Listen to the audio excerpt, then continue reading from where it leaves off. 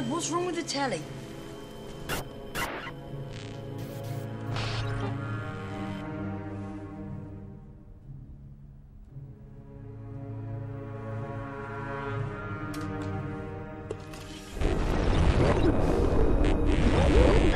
Good evening, London.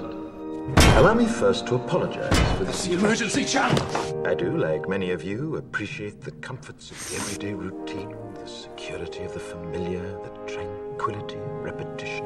Bloody hell. I enjoy them as much as any bloke.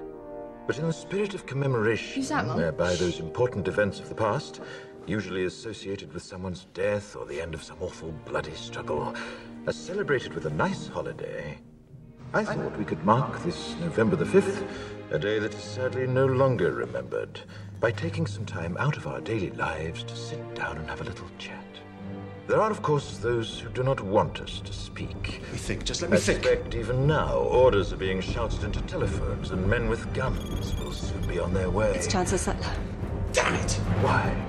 Because while the truncheon may be used in lieu of conversation, words will always retain their power.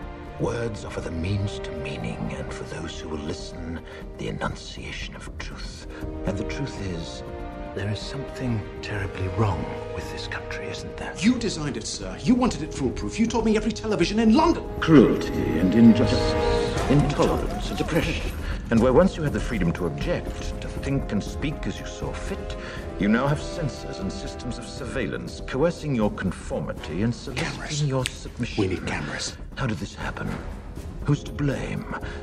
Well, certainly there are those who are more responsible than others, and they will be held accountable. But again, truth be told, if you're looking for the guilty, you need only look into a mirror.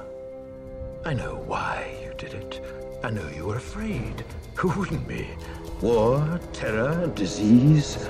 There were a myriad of problems which conspired to corrupt your reason and rob you of your common sense. Fear got the best of you, and in your panic you turned to the now High Chancellor Adam Sutler. He promised you order, he promised you peace, and all he demanded in return was your silent, obedient consent. Inspector, you're almost through. Last night, I sought to end that silence. Last night, I destroyed the Old Bailey to remind this country of what it has forgotten. More than 400 years ago, a great citizen wished to embed the 5th of November forever in our memory. His hope was to remind the world that fairness, justice, and freedom are more than words. They are perspectives. So if you've seen nothing, if the crimes of this government remain unknown to you, then I would suggest that you allow the 5th of November to pass unmarked. But if you see what I see, if you feel as I feel, and if you would seek as I seek, then I ask you to stand beside me 1 year from tonight, outside the gates of Parliament. And together we shall give them a 5th of November that shall never, ever be forgotten.